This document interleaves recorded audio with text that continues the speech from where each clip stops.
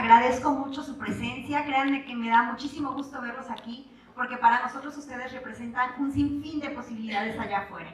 De verdad, gracias por estar aquí. Quiero reconocer la inquietud y aplaudir la apertura de los organizadores para con este foro, puesto que considero que estos temas son muy importantes de atender y sobre todo porque es a través de la información, pero sobre todo de la formación, como nosotros podemos incidir de manera favorable en el desarrollo, llámese de nuestros hijos, alumnos o pacientes. Hablar parece sencillo, aprender a hablar pareciera sencillo, sin embargo es un proceso complejo y para quienes presentan un trastorno específico del lenguaje es un reto. Recordemos que hay factores internos propios, biológicos de la persona, pero también hay factores externos del contexto que hacen que haya variantes. Hemos visto con frecuencia que las personas que presentan un trastorno específico del lenguaje tienen, como lo mencionaba hace un momentito, con frecuencia una hipoestimulación, lo cual hace que su desarrollo se vea pues también limitado. ¿A qué se debe esta hipoestimulación? A la falta de conocimiento, a la falta de oportunidades, a la falta de un diagnóstico y a las creencias limitantes, a esas creencias que nos hacen actuar de una manera lejana a acercarle las posibilidades. ¿A qué me refiero? A los pensamientos de aquellas familias que dicen, bueno, el niño no habla, pero en algún momento hablará. O, bueno, él habla así o pronuncia de tal manera porque así hablaba su abuelita y, bueno, en algún momento lo va a corregir. Entonces, esta información limita, en primera instancia, un diagnóstico y, por supuesto, una atención adecuada. Hoy vamos a tratar de hablar un poco acerca del proceso de desarrollo del lenguaje, cuáles son las características en esas etapas del desarrollo del lenguaje, también poder detectar algunos factores que pudiéramos considerar como de riesgo o de alerta para estar atentos y poder acudir justamente a la elaboración de un diagnóstico y, por supuesto, también dar algunas pautas que nos permitan ofrecer una atención de calidad.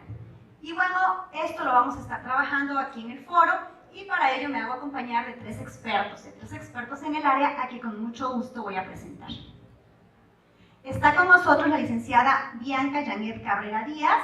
Ella es licenciada en Comunicación Humana de la Universidad Autónoma del Estado de Morelos. Tiene algunos estudios como talleres de juegos interactivos y su uso en la estimulación, una certificación en electroestimulación, tomó el primer curso de actualización en rehabilitación auditiva en pacientes con implante coclear, participó en el primer congreso de actualización en terapia física, ocupacional y de lenguaje, y bueno, actualmente se desempeña en el Centro de Rehabilitación e Inclusión Social de Veracruz. Crisber, bienvenida.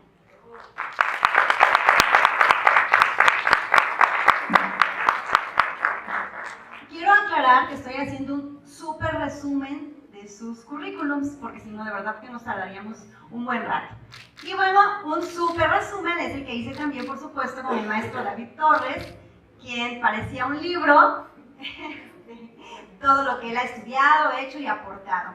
Él estudió la licenciatura en Educación Especial en el área de Audición y Lenguaje, tiene una maestría en Necesidades Educativas Especiales, tiene diferentes cursos como la formación de estrategias de tecnologías de la información y la comunicación en la educación para el desarrollo, elaboración de cursos en línea, certificación de competencias digitales para docentes, una certificación en presentación del servicio de orientación para la integración familiar a nivel preventivo. Ha recibido también premios, el Premio Internacional Editorial Ox 2006 al desarrollo de páginas web, también el segundo lugar en el concurso Primer Encuentro de Jóvenes Veracruzanos para el Fomento de las Vocaciones Científicas y Tecnológicas. Y bueno, en su práctica profesional es docente, terapeuta, orientador, colaborador de INIDI. Y bueno, ha tenido la experiencia con 120 niños por lo menos de trabajar en terapia, niños que han sido ya diagnosticados con autismo. Entonces, bueno, de verdad es una persona muy preparada, a quien agradezco también nos acompañe y quien estoy segura nos va a aportar mucho en este foro. Y desde luego también agradezco la presencia y experiencia de la maestra Martelena Aguirre Serena. Ella estudió la licenciatura en Psicología por la Universidad Veracruzana, Región Veracruz, la maestría en Desarrollo de la Infancia y Adolescencia en la Universidad Cristóbal Colón, el diplomado en Rehabilitación de los Trastornos de la Comunicación del Instituto de Comunicación Humana, y en su experiencia laboral y profesional, ella ha laborado como psicóloga clínica del DIF municipal en Veracruz, docente de la Universidad en Veracruz, en la región Veracruz, y docente en las maestrías de Educación y Necesidades Educativas Especiales, también en Veracruz. Se ha desempeñado durante 26 años en una práctica profesional privada. Entonces, desde luego, son 3 expertos de quienes hoy podemos tener esta retroalimentación en el tema que hoy nos acompaña. Entonces, bueno, demos la bienvenida y arrancamos. La primera parte, pues, es entender qué es la comunicación, que es un proceso mediante el cual, pues, se transmite un mensaje, un emisor lo transmite, uno o varios mensajes a uno o varios receptores. Y pues es el acto de representar a través de síntomas, deseos y experiencias, ¿no? De acuerdo a diferentes autores es como se define. La siguiente, por favor. La parte del lenguaje, ¿qué es el lenguaje? Pues es una función cortical superior a través de la cual pues expresamos pensamientos, es lo que nos distingue de los animales, ¿no? La parte del lenguaje. Es una característica humana, según nos dice Solana y Polluelo, y es un instrumento de comunicación que nos permite transmitir ideas, sentimientos, pensamientos y la parte del habla, que es todo aquello que es individual, es como la parte de la pragmática, cómo usamos ese lenguaje para comunicar, y bueno, es característico de las personas, pero sin olvidar todo lo que tiene que ver con todo lo que nos enseñan. Y bueno, para más o menos entender mejor qué es la comunicación, pues tenemos un emisor, tenemos un mensaje y tenemos el receptor. Para que este emisor le transmita al receptor el mensaje, pues necesita un código, y el referente, pues que en este caso pues es una imagen visual, ¿no? Es como un comercial, no necesariamente tiene que ser la parte verbal o hablada. La que sigue, por favor. Y pues igual, para poder entender en qué momento se da un trastorno de lenguaje en la etapa infantil, pues tenemos que conocer cómo es la evolución normal del lenguaje. Aparece más o menos a grandes rasgos a los 2, 3, desde el primer mes aparece el contacto ocular, que va descendiendo a los 2, 3 meses porque aparece el balbuceo más o menos a partir de los 3 meses.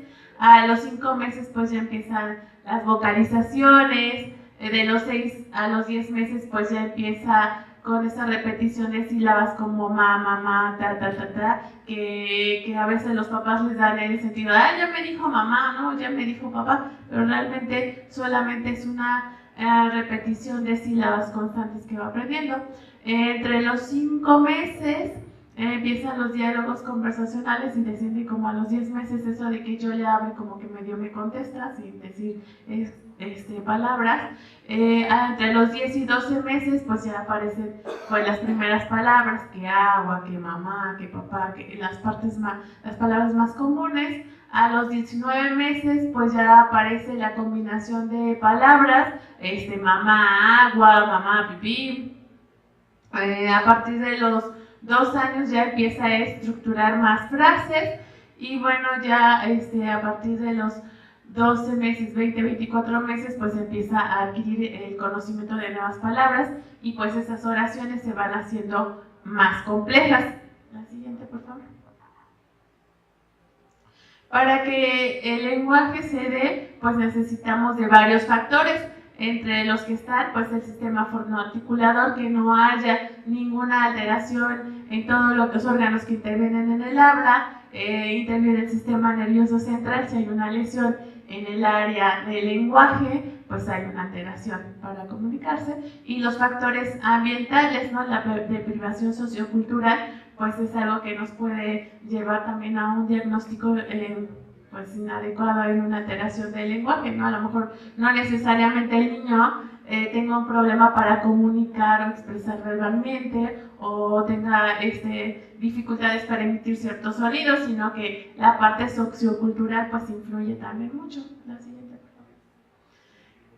De acuerdo al DSM-5, un trastorno del lenguaje son las dificultades persistentes en la adquisición y uso del lenguaje en todas sus modalidades, puede ser hablado, escrito, a través de signos, debido a deficiencias en la comprensión o la producción que incluye lo siguiente, puede ser un vocabulario reducido, una estructura gramatical limitada o un deterioro en el discurso.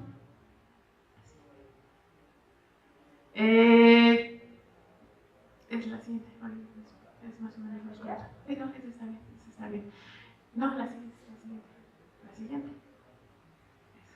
¿Por qué se presenta el trastorno del lenguaje? Realmente no hay como una causa que nos diga que es lo que está provocando un trastorno del lenguaje, porque no está relacionada con una lesión a nivel del sistema nervioso central, no está relacionada con una alteración en el aparato fonoarticulador, no tiene que ver con el coeficiente intelectual del niño. Hay estudios en recientes investigaciones que dicen que un niño que su mamá no tomó ácido fólico durante la etapa prenatal, pues puede ser más propenso a sufrir un trastorno del lenguaje, o que si en la familia es de unos antecedentes heredofamiliares hay alguien que sufrió alguna alteración en el lenguaje, sea la que sea, pues igual es un niño que está más propenso a sufrir trastornos del lenguaje. ¿Qué tipos de trastorno del lenguaje hay? Son 3, dificultades del lenguaje receptivo, es decir, yo le hablo al niño y el niño como que no me entiende. Yo le digo, Juanito, tráeme el suéter que está en la cama, y como que se quedó solamente con la idea del suéter, pero no sabe qué va a hacer con ese suéter, ya no entendió el mensaje que le dieron. Dificultades del lenguaje expresivo, el niño como que dice muchas cosas y no dice nada, porque no sabe cómo expresar esas ideas, esos pensamientos. Y puede presentarse trastorno mixto del lenguaje receptivo, o sea, ni comprende lo que está diciendo, ni tampoco puede expresarlo. Y en general, pues los niños muestran signos de desesperación, ¿no? A veces desisten de cuando le estamos preguntando, a ver, que no te entendí, dime otra vez, y se desesperan y desisten y ya no continúan expresándose. La siguiente, por favor. Bueno, más o menos estos son los signos de alarma para detectar que un niño tiene un trastorno del lenguaje. A los 15 meses, en la parte receptiva, pues no mira, no señala cosas. La parte expresiva, pues no usa 3 palabras. A los 18 meses, en la parte receptiva, no sigue indicaciones como las que le decía, fulanito, tráeme tal cosa, o lleva el vaso a la mesa. En la parte de la expresión, pues no dice mamá, no dice papá. A los 24 meses no señala partes del cuerpo, ni en imagen, ni en él, aun cuando se le están diciendo. Y en la parte expresiva no dice más de 25 palabras, ¿no? A los 30 meses no responde en voz alta o hace preguntas. Uno le habla y como que no me estás entendiendo, no te estoy escuchando, y no necesariamente porque tenga un problema auditivo. La parte expresiva uno usa frases de más de 2 palabras, y a los 36 meses en la parte receptiva no sigue indicaciones más complejas, ni en la parte expresiva o tiene un vocabulario más allá de 200 palabras y continúa con esa dificultad para estructurar oraciones. Como ya les decía, en general, pues el vocabulario es muy limitado en comparación con los niños de su edad. Tiene problemas para aprender nuevas palabras, omite palabras clave o confunde los tiempos verbales por esa parte de la estructuración que no la entiende muy bien. Se desespera por no comunicar. A veces llegan los papás a la terapia y dicen, es que sí me entiende, todo lo que le digo me entiende y todo hace. Hasta las partes complejas, las oraciones complejas, todo me entiende, pero no habla, no dice nada. Ocasionalmente llega a decir mamá, papá, agua, pero es muy rara vez que se presenta, ¿no? Eso es en cuanto a la parte expresiva. No habla mucho con frecuencia, las oraciones que usa son limitadas y pues la estructura no es la adecuada.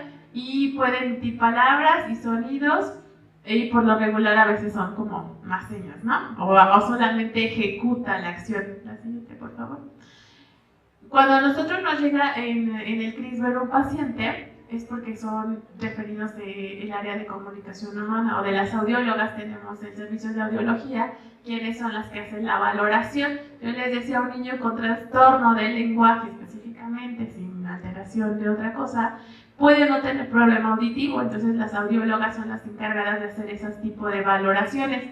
Y a nosotros pues nos los mandan y somos las que aplicamos el tratamiento. Nuestro objetivo en terapia del lenguaje es rehabilitar o habilitar la función lingüística que no está desarrollada o está alterada por alguna circunstancia o está interrumpida en las personas, en este caso pues es a los niños. Más o menos es hasta los 4 años, por lo regular. Los que más nos llegan son niños que tienen problemas en la parte expresiva, al menos en mi experiencia, ¿no? Porque como a los papás todo les obedecen, todo les entienden, como que esa parte expresiva ya no les interesa tanto, porque el niño pues es inteligente, ¿no? Porque así lo refieren, es que es muy inteligente, pero no habla, es tan inteligente, pues que no habla, pero hace todo. Entonces no les preocupa tanto esa parte expresiva hasta que ya llegan a los 3, 4 años, que más o menos esa es la edad a la que nos están llegando a nosotros, no llegan más pequeños, sino cuando ya va a entrar a la escuela o al kinder y están viendo que esa parte de relación, de comunicación verbal con el otro, pues no está funcionando. Y bueno, en general es algo así sobre los trastornos del lenguaje propiamente, y espero que les haya servido. Me fui muy rápido, pero por falta de tiempo. Gracias. Al final vamos a tener la oportunidad de hacer preguntas, por si queremos que se aclare algún aspecto en específico. Ahora le voy a pedir por favor al maestro David Torres nos haga su exposición. Bien, gracias. La comunicación es universal. El lenguaje es social, es simbólico. Es decir, en la parte de la comunicación, en todas las razas del ser humano, en todas las razas, en todas las culturas, se encuentran algunos elementos básicos, como el enojo, como el sueño, ¿sí? Estar cansado, estar contento, que son reconocibles a nivel internacional. ¿Sí? Y esos elementos básicos de comunicación sirven para una cuestión de supervivencia. La comunicación tiene que ver con muchos elementos de supervivencia. Los trastornos que están más afectados en la parte de la comunicación específicamente son trastorno de espectro del autismo y trastorno de la comunicación social pragmática. Esos son los dos que tienen que ver más con la comunicación. Y en el lenguaje, si nos vamos específicamente a lo que mencionaba la maestra respecto al trastorno del lenguaje, que si bien se puede entender, como ella lo decía, el expresivo, el comprensivo y el mixto, ¿sí? Podemos avanzar a la siguiente, por favor. Hay elementos que son el fonético, el fonológico, el morfológico, el semántico, el sintáctico y el pragmático. Aquí incluyo la parte pragmática, que a diferencia de muchos autores que lo manejan como un elemento de intervención en autismo, por ejemplo, en autismo la intervención tiene que ser sobre la comunicación social y la interacción social. La parte pragmática se ha abusado mucho de su intervención en autismo y no es que esté mal que se haga, o sea, es absolutamente necesario trabajarlo. Todos los niños con trastorno espectro del autismo van a tener una dificultad en la parte pragmática, eso es absoluto. Pero esa parte pragmática es una parte que es del lenguaje, es una parte que tiene que ver con códigos sociales, códigos culturales, donde el niño está inmerso. Y la interacción social y la comunicación social se tendrán que trabajar como un elemento de comunicación. No me voy a meter mucho en eso. Naum ya les hizo una presentación acerca del trastorno espectro del autismo, y aquí me voy a abocar específicamente, nada más lo menciono para separarlo, ¿sí? De lo que hay que trabajar. Muchas veces, si quiere podemos avanzar. En esta diapositiva lo que quiero hacer mención, lo voy a mencionar de otra forma, no como dice ahí. Sucede que si nosotros vamos a observar un entrenador que tiene atletas olímpicos, y ese entrenador tiene a esos atletas en natación, que van a una competencia de natación, no están nadando todo el día. A veces están afuera y a veces están adentro del agua. Y no necesariamente hacen ejercicios de natación. ¿sí? Pudiera ser que uno de sus jóvenes lo ponga a hacer remo, ¿sí? Específicamente. A otro le ponga a hacer abdominales. A otro le ponga a hacer estiramientos dependiendo de la necesidad específica que tiene ese nadador para ser más competente. Si nosotros trabajamos la intervención en la parte del lenguaje a través del juego, de las canciones, de la repetición, etc., vamos a llegar a lo que llegaría un entrenador que pone a un nadador a que nade. Absolutamente va a nadar mejor, es obvio. O sea, si estoy nadando todo el tiempo, voy a ir mejorando, ¿sí? Pero no voy a tener una mejora que sea para competencia de olimpiadas. Va a ser una mejora que, aún sin el entrenador, pues yo me hubiera puesto a nadar. O que una mamá me pusiera a hablar, me pongo a hablar con la mamá, me pongo a jugar con la mamá, la receta pudiera decir, a ver, señora, juegue más con su hijo. Y sí, el niño va a tener mejoras, pero lo que nosotros nos tenemos que fijar es específicamente en dónde está la afectación. En la comunicación, en el lenguaje, en la lengua me refiero al idioma, ¿sí? Porque existe también el semilingüismo, y es muy común aquí en Veracruz que los niños que apenas están aprendiendo inglés en Estados Unidos se regresan a los 3, 4 años y tienen una dificultad ahí específica en la parte cultural y también en la parte simbólica. Si es en el habla o en la voz. Vamos a revisar, ¿sí? Y ya vemos que ya lo analizamos ya hasta ahorita de 3 formas. Desde la parte que es expresiva, la compresiva, la mixta, la parte que es dividir los elementos fonológicos, fonéticos, morfológicos, sintácticos, semánticos, que hay que especificar en qué elemento está afectado el niño, ¿sí? Pero también en qué situación se encuentra en la parte contextual, la parte que tiene que ver con la familia o la escuela, porque también ahí vienen las afectaciones del lenguaje que son provocadas porque el maestro trabaja de una forma que no tendría que trabajar, ¿sí? Es decir, si el maestro no trabaja con elementos globales, la lectoescritura, después de 1 o 2 años el niño va a empezar a presentar algunas dificultades en la comprensión lectora. Eso es explicado por muchos autores, y en la secundaria se va a encontrar con esa dificultad. Entonces, si quiere podemos seguir avanzando. Más, por favor. Ya explicaron sobre las etapas del desarrollo del lenguaje, no me voy a detener. Ahorita vienen varias diapositivas que yo dejé. Podemos avanzar, me gustaría irme más adelante. Más. Bien, hasta ahí empezamos. Bueno, toda esa parte que ya me salté, la podemos buscar. Y son elementos sobre desarrollo que yo quería tener las diapositivas por si acaso, pero veo que ya no fue necesario, ya hicieron una introducción sobre lo que son los trastornos. Hay una parte que mencionó la maestra que es la persistencia, ¿sí? Dice que tienen que ser persistentes, y eso se va a manifestar en todos los trastornos que nos encontremos en DSM-5. Vamos a encontrar la palabra persistencia, y también que sea clínicamente significativo. Esos 2 factores se van a encontrar de común. ¿Qué es la persistencia? Bueno, en la casa ya el niño se queda con la mamá, se queda con la abuelita, se queda con el papá, tiene 2 hermanos, ¿sí? Y después entró a guardería, y después el niño entró a preescolar, y sucede que a los 5 años el niño no habla, o habla muy poco. Entonces, quiere decir que su dificultad es persistente, a pesar de que el contexto le está proveyendo de una oportunidad de avanzar, el niño no está avanzando. Viene el especialista, interviene, y aún así los avances van más lentos.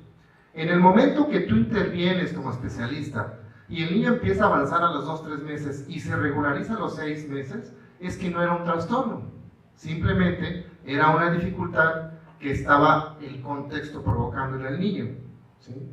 Porque no es persistente. Aparte se menciona que tiene que ser clínicamente significativo, es decir, un niño no sabe pronunciar una letra, un fonema, perdón, un fonema no lo sabe pronunciar. ya está en primaria. Y entonces mi directora de USAER me dice, no, es que este niño tiene un trastorno del lenguaje. Sí, pero no se está manifestando en el juego, no se está manifestando en dificultades de lectoescritura, no se está manifestando en dificultades de comprensión, ni tampoco de expresión porque se le entiende al niño. No es clínicamente significativo y por lo tanto no es un trastorno y es un niño que no tendría por qué ser atendido por educación especial, por ejemplo. ¿Sí? Entonces se tienen que revisar todos esos elementos.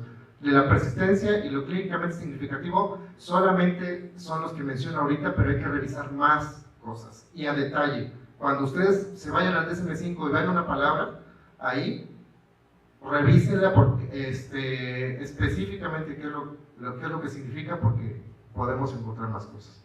Bueno, hay muchas formas de evaluar la comunicación y el lenguaje. En este caso, este manual difiere también de lo que yo mencionaba cuando divido la comunicación del lenguaje. Es muy común que los autores mencionen comunicación y lenguaje como algo, como sinónimos o como una conjunción que no se puede separar. Yo hice esa separación porque es necesaria para la intervención. En este caso, en ese manual, es uno que es gratuito, que pueden descargar de internet y que pueden encontrar información para todos los elementos, no solamente de la parte del lenguaje como tal, en la parte individual, sino también en los elementos que se llaman de contenido, es decir, de cómo se están expresando esas dificultades en un entorno. Entonces, ese es un documento. Otro documento que les pudiera servir bastante es sobre el que se llama Estimulación del lenguaje oral en educación infantil. Este documento, a diferencia de muchos otros, es un conjunto de actividades que aparte están secuenciadas, es decir, viene el 1.1, 1.2, 1.3, 1.4 y nosotros vamos a encontrar que tiene una secuencia de las actividades y que aparte, si nosotros decimos, a ver, mi hijo o mi alumno no está tan afectado como se menciona en el 1.1, me salto al 4.2, reviso si ya puede hacer eso, si no, ahí empiezo. Es decir, este material es muy bueno por eso. Es totalmente aburrido, tiene unas actividades muy aburridas, pero ustedes las pueden hacer un poquito más divertidas. Bien, también están las unidades didácticas de compensatoria. Este es un material buenísimo cuando tenemos niños que lo común que hay es que tengan un trastorno fonético, fonológico, que es lo que mencionaba la maestra. Y nos permite, estas unidades de compensatoria vienen desde los elementos para revisar en qué parte está fallando, en qué elementos del lenguaje está fallando el niño, como la intervención. Sí tiene actividades muy bonitas que vienen de recortar, de pegar, de pintar, de hablar, de leer. Está bastante completo, es muy bueno como para los maestros que necesitan hacer intervención y tiene muchísima información.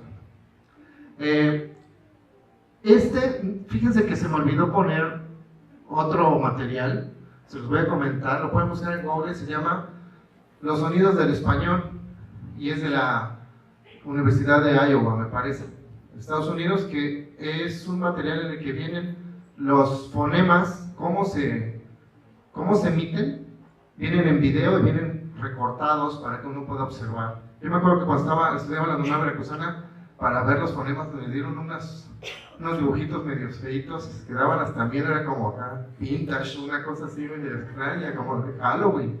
Y entonces, sí, o sea, imagínense los muñecos esos como de Chucky, pero haciendo los fonemas, ¿no? Y entonces, esta parte de los sonidos del español me gustó mucho, lo pueden buscar en internet.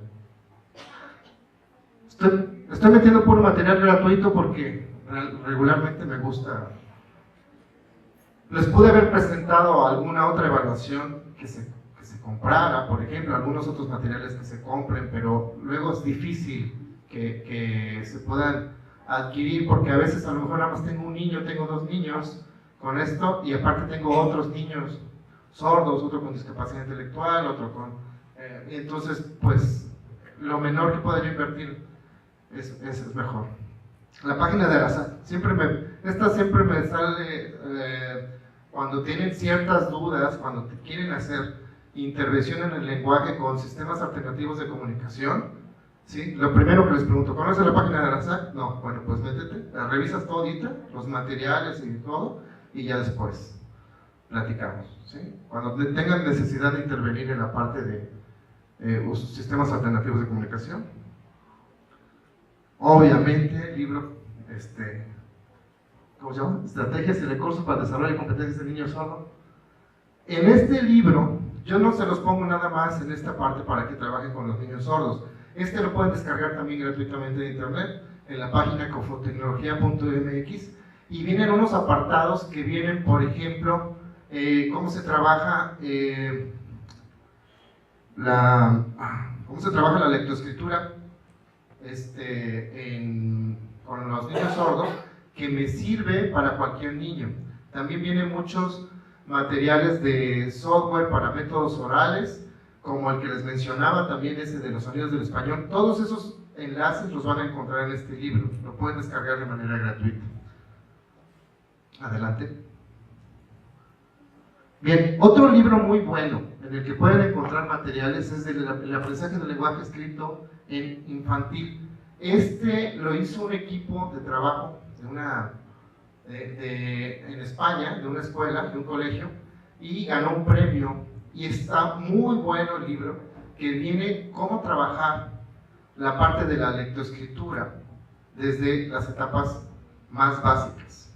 Entonces, también cuando nosotros tenemos un niño, sucede que, ¿por qué les presento este tipo de materiales? El de lenguaje oral y educación infantil, como se los presento porque estos materiales te van dando unos elementos uno por uno de cómo trabajar. Sucede cuando nosotros nos enfrentamos a un trastorno, a una discapacidad, lo que nosotros necesitamos son rampas, como estas que están aquí, no escalones. Porque si nos vamos con métodos generales, que te dicen, bueno, pues preséntale a los niños el libro y que entiendan en la parte de la portada y acercamientos hacia la lectoescritura, así, que son muy generales, esos son escalonzotes. Y esos escalones los niños sin trastornos los van a ir alcanzando y solitos van a ir aprendiendo la parte del lenguaje y la parte del lenguaje escrito y la hablado. Pero con niños que tienen alguna dificultad, yo necesito tener esos escalones tan pequeños que se convierten en una rampa. Y esos materiales que les comento nos sirven para eso, es ver específicamente en qué momento de desarrollo está el niño para partir de ahí y dar un pasito chiquito y entonces ir avanzando. Bien, este libro de aulas de audición y lenguaje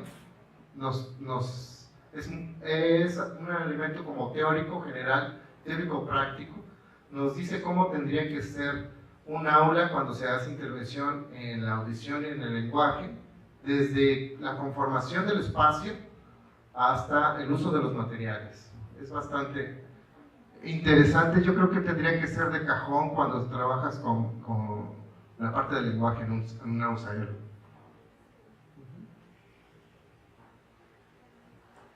Bien, hay otro libro sobre síndrome de Down, necesidades educativas y desarrollo del lenguaje. Todos estos son del gobierno vasco. Hizo bastantes publicaciones en cierto año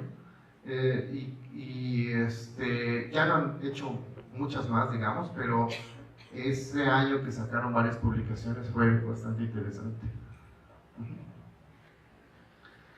Ya muchos lo conocen, el método troncoso, o luego dicen, es que el método troncoso lo escuchan por ahí, también se puede descargar gratuitamente en internet.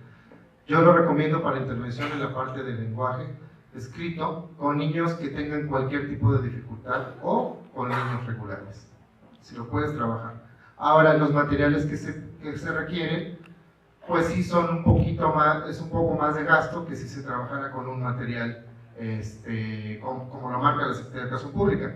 Pero hay incluso escuelas que compran libros de Trillas y de otros editores que hacen un gasto enorme para trabajar la parte de lectoescritura, cuando realmente esto está mucho mejor, ¿no? Bueno, a lo mejor lo que se entiende por lenguaje es esto, y lo que pudiera yo presentarles, algunos materiales que pueden utilizar son estos, ¿no? Entonces eso es lo que se les quise traer el día de hoy. Gracias. David. Y bueno, ahora es el turno de la maestra Martelena Aguirre, a quien le agradecemos. ¿Alguien conoce un poquito de gimnasia cerebral? ¿Alguien? ¿Sí? Venga. Sí.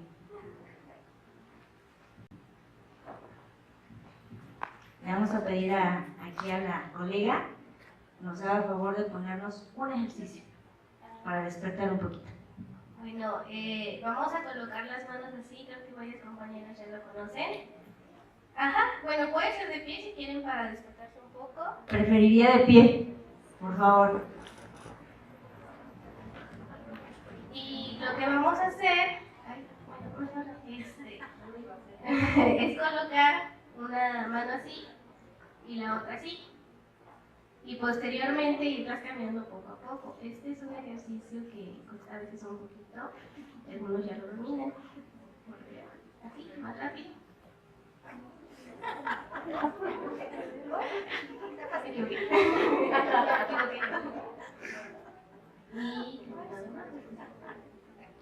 Muy bien, muchísimas gracias. Yo creo que ya nos esperamos un poquito, por lo menos, para pararnos. Bueno, quiero comentarles que yo estoy en la Universidad Veracruzana hace 26 años.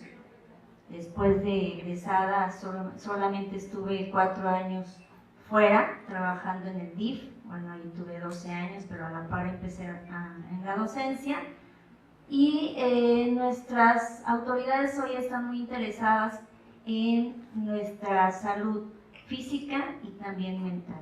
Se está implementando un programa de salud integral a toda la comunidad universitaria y a las 11 de la mañana y a las 6 de la tarde tenemos una sesión de gimnasia laboral y son precisamente ejercicios de este tipo. La gente que está mucho tiempo sentada, la gente que está en las computadoras, pues siempre necesita un momento de relax. Y bueno, yo quise ponerlo, aunque no son las 11 ni las 6, pero ya llevamos varias horitas aquí. Les agradezco mucho su atención desde este momento. Bueno, la participación familiar en los trastornos de comunicación, lenguaje y aprendizaje. Me parece que lo que vamos a ir viendo ahorita no solamente va a aplicar a estos 3 trastornos. Si ustedes pueden ir identificando lo que cada uno trabaja, las indicaciones, las sugerencias van a ser para cualquier trastorno, cualquier necesidad educativa especial, las vamos a ver reflejadas ahí en esas sugerencias que les voy a presentar. ¿La siguiente? Muy bien, empezamos a identificar primero y qué es la familia. Si estoy preguntando o si estoy investigando cuál es la participación, qué importancia tiene la participación de la familia en los trastornos, bueno, no en los trastornos, en el tratamiento de estos trastornos. Pensaría yo, ¿esta es una familia? Sí, ¿verdad? Es como la tradicional, la que los libros nos dicen y la que todos los dibujitos nos pintan. Hasta cuando nosotros nos piden un dibujo de mi familia, ¿qué es lo que hago?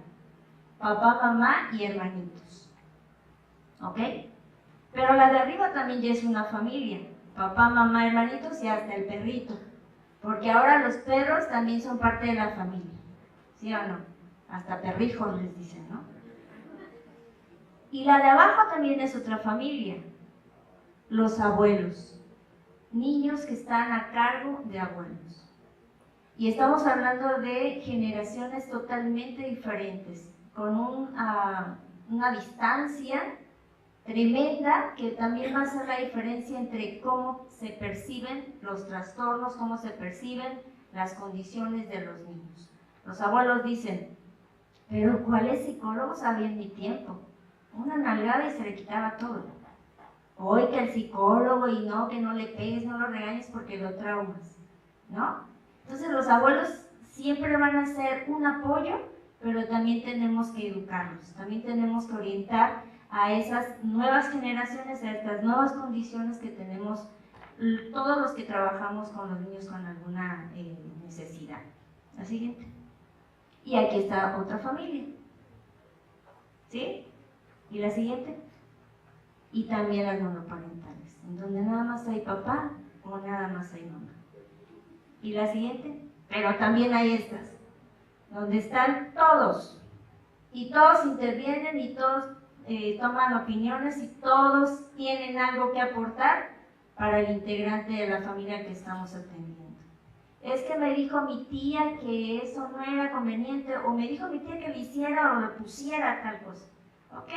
Tenemos que ser muy sensibles para tomar estos comentarios, porque de eso depende que nuestro niño esté bien atendido y tenga seguimiento su tratamiento.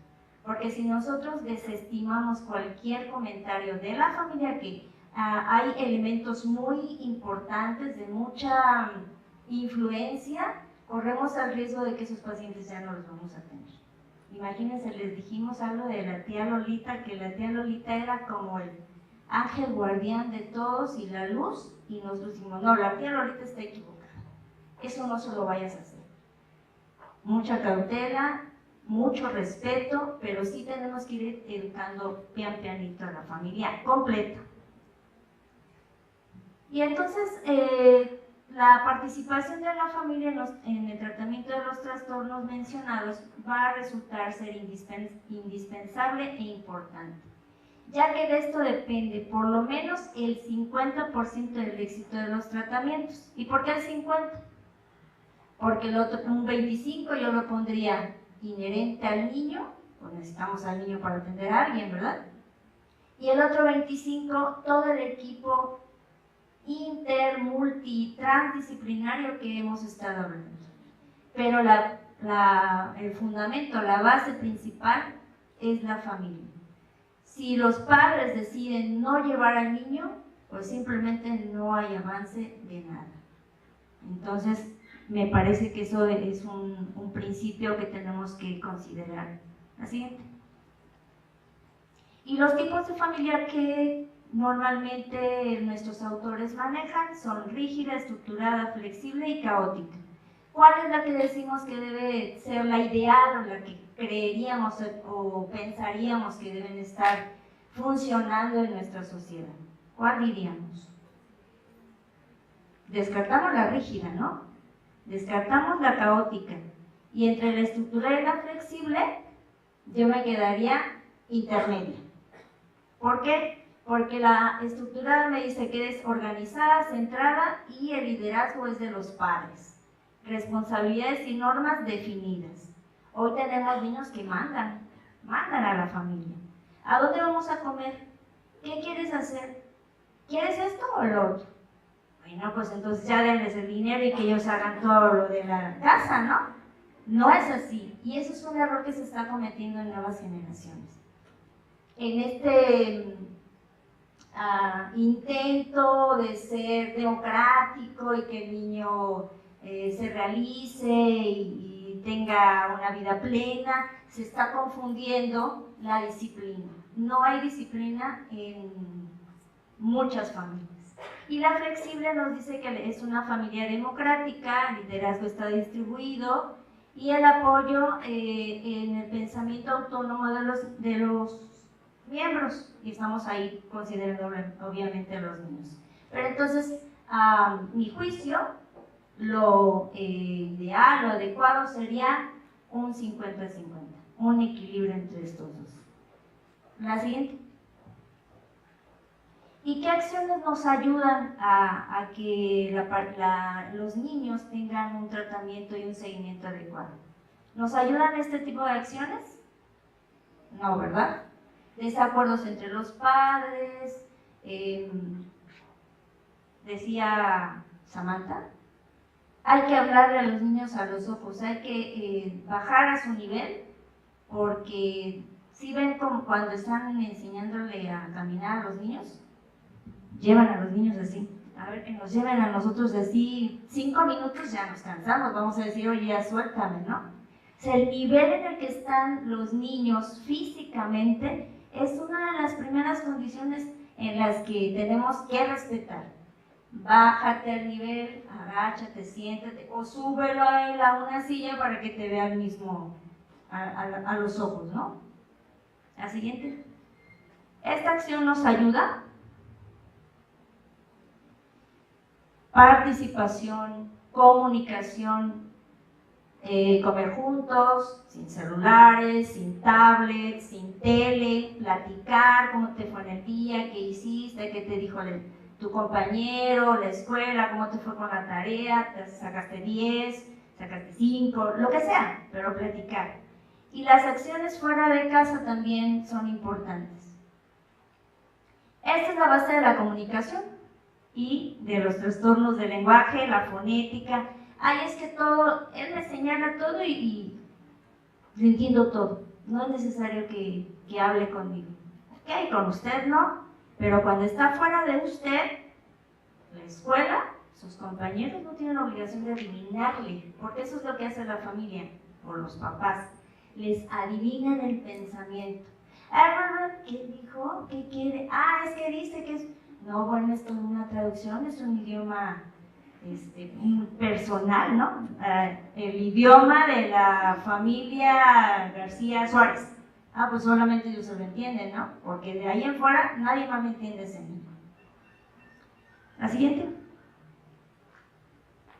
Y ser guía en las tareas escolares y en la vida cotidiana. Los niños les tenemos que enseñar y guiar en todo. Y no solo los que tienen dificultades de lenguaje, a todos. La siguiente. ¿Qué necesitamos hacer con los padres? Buscarles apoyo. La escuela para padres es un aliciente muy importante porque ellos ahí se sienten escuchados, se sienten que, la siguiente, que van a compartir experiencias, que no son los únicos que están viviendo eso, que muchos otros padres tienen las mismas preocupaciones que ellos. Y es como el compartir testimoniales es una forma de solidarizarse también con las condiciones que tienen sus hijos. La siguiente. Bueno, quise poner aquí de Virginia Satir, una de las psicoterapeutas que trabaja la parte familiar, que la tríada para ella es padre, madre e hijo y lo concibe como un proceso de validación humana. La siguiente. Y para Salvador Minucci, que es considera a la familia como un sistema en un continuo movimiento. Y la parte interesante que nos maneja él es que no limita solo a la familia, sino también a los contextos institucionales y al ámbito psicosocial. Cómo influye en el niño todo lo que le rodea, absolutamente todo. La siguiente. ¿Qué lo rodea? Influye la escuela e influye también un diagnóstico oportuno. Un mal diagnóstico, también me decía, lo comentaba a alguien que me antecedió, un mal diagnóstico, pues ya sabemos qué nos va a traer. Pues un mal tratamiento y una mala adaptación de ese niño. Las acciones que nos ayudan, pues los compañeros en la escuela pueden ser muy buenas guías o pueden ser todo lo contrario. Sabemos del acoso escolar, el bullying, pues que no ayuda para nada a la autoestima de los niños que se identifican con algún trastorno, alguna dificultad de cualquier tipo. La siguiente. Bueno, aquí en los niños es común que cuando un niño o una niña no tiene una buena pronunciación, tiene un problema fonológico, lo segregan. No, fulanito que no juega porque no se le entiende nada. Oye, no, que no juegue. Entonces yo creo que esa discriminación pues va mermando la autoestima de cualquiera. ¿Sí? Anterior. La tecnología, aquí tenemos un experto en la tecnología, ya escuché. ¿La tecnología es una aliada o una enemiga de nuestro trabajo? De la vida, no tan solo de nuestro trabajo. Creo que todos los que estamos aquí somos servidores que estamos a la atención de los niños. Pero con los padres también tenemos que trabajar y platicar sobre esto. ¿Cómo hacer uso de la tecnología? No podemos negarnos a la realidad. Está. Ahora solo vamos a ser inteligentes y saber cómo lo vamos a enfrentar sin sacarlo de su momento, sin sacarlo de lo que está viviendo, de lo que le está tocando vivir. Yo les digo incluso a mis alumnos, es que ustedes estaban en la cuna y junto a ustedes ya estaba la computadora. Ustedes ya nacieron tecnologizados. Difícil para los que nacimos en otras épocas, en donde hasta agarrar la computadora nos daba miedo, ¿no? ¿Qué tal si le pico algo y se borra todo? Porque nos pasó alguna vez, a los que no nos tocó este asunto de la computadora ya tan en pleno como ahora. Y aprovecharla, hacer uso de ella, pero de manera equilibrada, sin dejar de lado pues lo más importante que es la convivencia. La siguiente. Y un dato, un término que a mí me gusta mucho usar cuando hablo acerca de la importancia que tiene que los padres capten nuestro mensaje. ¿Cómo vamos a hacer que esto suceda? Bueno, la adherencia terapéutica, en mi opinión, es la clave para que la familia se comprometa en la terapia específica que se requiera en cada caso. Si yo voy, aquí hay un médico, ¿verdad? ¿O dos? ¿Hay médico? ¿Doctora? ¿Sí?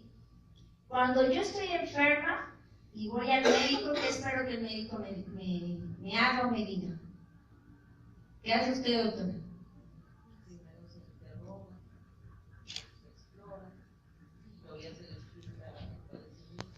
El paciente primero se le interroga, porque el motivo va a consulta, se le escucha, se le hace una exploración física y posteriormente se le explica qué padecimiento tiene y qué tratamiento va a recibir, cuáles son sus indicaciones.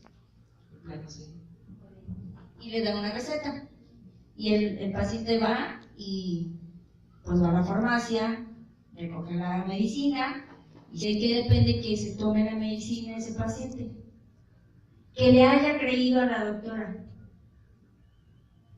La credibilidad de nuestras palabras está en cómo lo decimos, qué decimos, cómo lo explicamos y si logramos convencer a nuestro paciente. Si la doctora le da paracetamol a todo el que vaya, como ya saben que el IMSS esta familia tiene, no es cierto, doctora, es un chiste. Pero es verdad. Y dice el paciente, no, pero es que le dio lo mismo que le dio a mi compadre cuando vino y que le dolía tal cosa. Otra cosa, ¿no? Otro órgano, otro síntoma. O sea, la credibilidad va a ser la clave para que un paciente, para que una familia, bueno, en este caso un paciente adulto, ¿no? Pero ¿a quién le vamos a dar nuestros mensajes, nuestro diagnóstico, nuestra evaluación? A los padres. Ellos son los que van a tomar la decisión de ir o no ir en ese camino o retroceder, o van con otro especialista buscando que le digan lo que quieren escuchar. Tu hijo no tiene nada, no lo lleves a ningún lado, no necesita nada. Los padres entran en una condición, ya saben, como del proceso de duelo. Lo primero es la negación y buscan que se les diga que todo está tranquilo y que no se tienen que preocupar. Entonces la adherencia terapéutica es la pauta, es lo principal que necesitamos considerar nosotros, que a lo mejor la doctora sí da una receta, le da una medicina, pero los psicólogos, las maestras de educación especial, ¿quién más? Que no usamos receta. Nuestra receta mágica es la palabra. La capacidad que tengamos de explicar de la mejor manera, clara, sencilla, y que la gente no diga, es que este reporte no le entiendo nada, si todo está muy bonito, lleno de tecnicismos, pero no entiendo nada. A mí dígame sencillo qué tengo que hacer conmigo para que esté mejor. La siguiente. ¿Quiénes somos en este grupo de gente que trabajamos con estos niños? Maestros, médicos, psicólogos, maestros de apoyo, terapeutas del lenguaje y otros, todos los que están alrededor de estos casos. La siguiente. Es responsabilidad de los que conformamos este equipo de apoyo en los tratamientos de los niños y niñas junto con la familia para tener éxito en esta intervención. La siguiente. La intervención y colaboración de todos los integrantes de la familia, porque ya aquí incluimos también las tías, los tíos, los primos y toda la parentela, serán el soporte indiscutible para propiciar que un miembro con necesidades educativas especiales, y yo incluyo aquí todas, cualquiera, pueda desempeñarse en una sociedad que exige a ese niño ser competente. La siguiente. Y entonces la familia te construye o te destruye, dependiendo de la decisión que tomen, ¿no? Te apoyaron. La siguiente. Creo que hace rato la neuropsicóloga mencionaba una teoría que se llama teoría ecológica de Ulrich Bronfenbrenner. No es este el esquema, pero es muy parecido y va de microsistema hasta cronosistema, o sea, todo lo que rodea a un ser humano y todo lo que influye para que su desarrollo sea completo. Y bueno, mi mensaje es que debemos construir día a día un mundo mejor para ellos. Muchísimas gracias. Muchas gracias, maestra. Y bueno, yo quiero aprovechar para compartir con ustedes simplemente 3 pautas en la atención que manejamos en INIDI. La primera es partir de un diagnóstico integral, un diagnóstico que nos dé un panorama real de qué es lo que está ocurriendo y hacia dónde podemos nosotros intervenir. Número 2, no solo informar a la familia, apoyar a empoderar a las familias. Y empoderar a las familias no quiere decir échales porras, tú puedes. Eso no es empoderarlas. Empoderar a las familias tiene que ver con apoyarles en el desarrollo de sus competencias para que entonces puedan tomar las mejores decisiones en apoyo de sus hijos y ser principales promotores en el desarrollo de sus hijos. Afortunadamente hasta este momento no me ha tocado ver una sola familia que no quiera a su hijo o que le desee el mal a su hijo, pero sí me ha tocado ver muchas familias que no saben cómo. Y entonces es nuestro deber y nuestra obligación también impulsar y centrar la atención también en la familia, porque podemos ser muy buenos terapeutas, muy buenos maestros, tener un método muy bueno, pero no somos malos. Y la familia es la que está todos los días con ese niño, con ese joven. Y entonces si la familia sabe cómo promover el desarrollo de su hijo, por supuesto que los resultados van a ser fabulosos. Es por eso que, bueno, en los diplomados de INIDI también abrimos la puerta a los padres de familia.